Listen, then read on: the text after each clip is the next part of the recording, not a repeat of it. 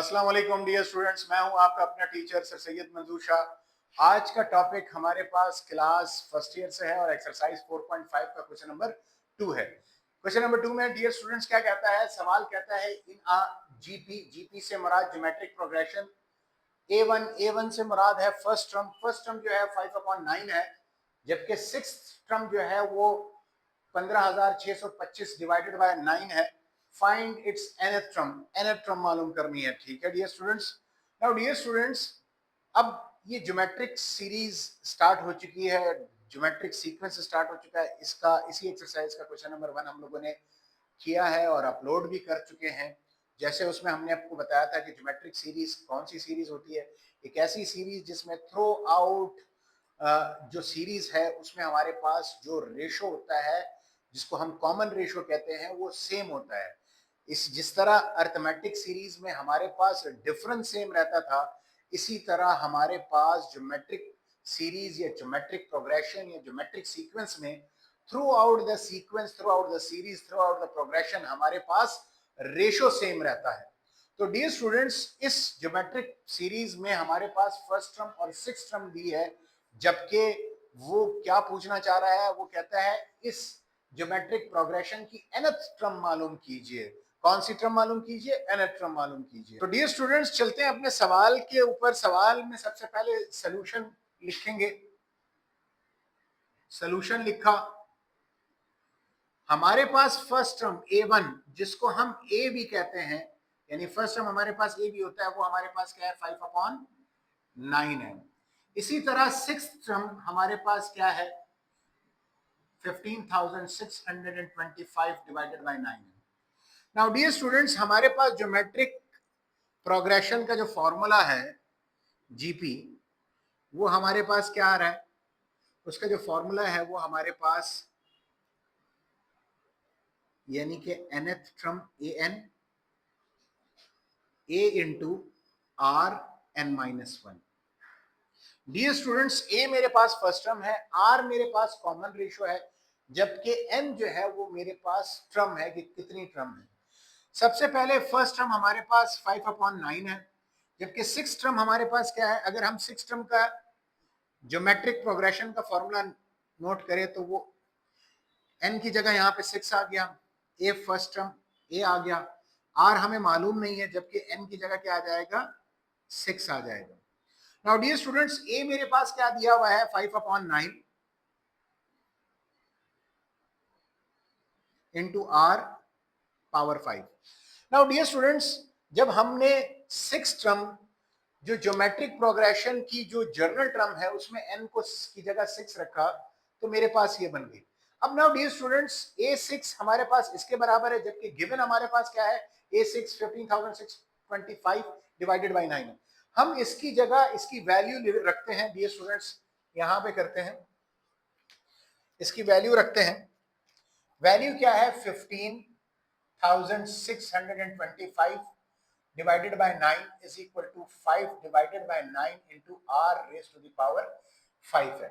Dear students, 9 और 9 cancel, 5 यहाँ में मल्टीप्लाई हो रहा है, r के साथ कॉमन रेशियो के साथ नीचे लाके क्या कर देंगे? डिवाइड कर देंगे। 625 divided by 5 is equal to r raised to the power 5 आ जाएगा।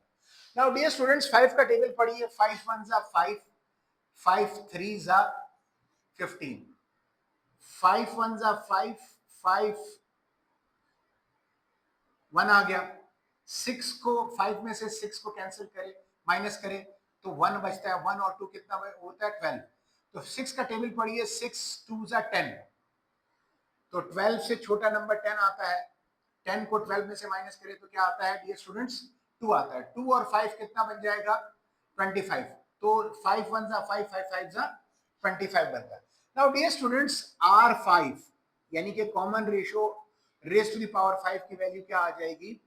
3125 आ जाएगी। नाउ डियर स्टूडेंट्स, हमने छोटी क्लासेस में पढ़ा है कि इंडाइसिस रूल क्या होता है। इंडाइसिस रूल में हम क्या करते हैं? पावर सेम कर देते हैं, बेसिस को एक दूसरे के बराबर लेते हैं।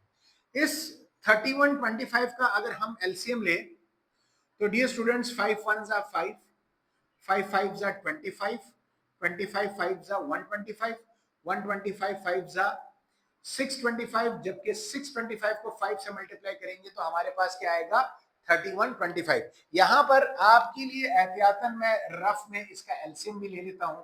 तो से 3125 का मैंने एलसीएम लिया तो 5 6 2 5, फिर 5 से एलसीएम लिया तो 1 2 5 आ जाएगा, फिर 5 से एलसीएम लिया तो 25, फिर 5 से एलसीएम लिया तो 5, फिर एलसीएम लिया 5 से तो 1 आ जाएगा।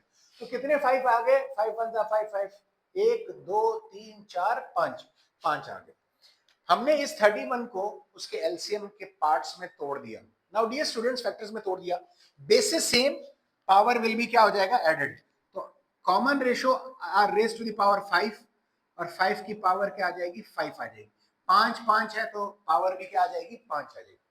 Now dear students, indices rule का इंदराज करेंगे। इंडाइसिस रूल क्या कहता है डियर स्टूडेंट्स? इंडाइसिस रूल ये कहता है कि अगर पावर को सेम कर दो, पावर को अगर सेम कर दो तो बेसिस एक दूसरे के बराबर ले सकते हो। मैंने क्या किया, पावर को सेम कर दिया, दोनों की दोनों तरफ इज इक्वल टू की दोनों तरफ पावर 5 है, इज इक्वल टू की दूसरी तरफ भी पावर 5 है, तो आर मेरे पास क्या आ जाएगा 5 आ जाएगा। किसके बराबर आ जाएंगे 5। नाउ डियर स्टूडेंट्स, हमें क्या मालूम करना है? nth टर्म मालूम करना है। nth टर्म में हमारे पास फर्स्ट टर्म चाहिए, फर्स्ट टर्म तो ऑलरेडी हमें दी है। हमारे पास आर चाहिए, आर हमने मालूम कर लिया, और n जितना भी होगा हम वही अप्लाई करेंगे। सबसे पहले इसको मिटाएंगे, ये जो मैंने रफ वर्क किया हुआ है। उसके बाद dear students, nth term a into R raise to the power n minus 1। nth term मालूम करना है। a मेरे पास क्या है 5/9, r मेरे पास क्या है 5 n minus 1। Now dear students, हम इस 5/9 को 1/9 into 5 raise to the power n minus 1 लिख सकते हैं। बिल्कुल लिख सकते हैं। 5 1 जा 5, वापस 5 बन जाएगा, डिवाइड में 9 आ जाएगा। Basis same, power will be added. अगर बुनियादें एक जैसी हो तो पावर को हम क्या करेंगे प्लस करेंगे। तो इसकी पावर क्या है 1 प्लस n माइनस 1। इसकी पावर क्या है, जिस नंबर पर कोई पावर ना हो तो उसकी पावर क्या होती है 1। तो इन दोनों के बेस सेम है तो पावर्स क्या हो जाएंगे ऐड हो जाएंगे। तो 1 फिर प्लस n माइनस 1 आ जाएगा। Now dear student, minus 1 plus 1 cancel, तो क्या होगा nth टर्म हमारे पास क्या आ जाएगा 1/9 into 5 raise to the power n।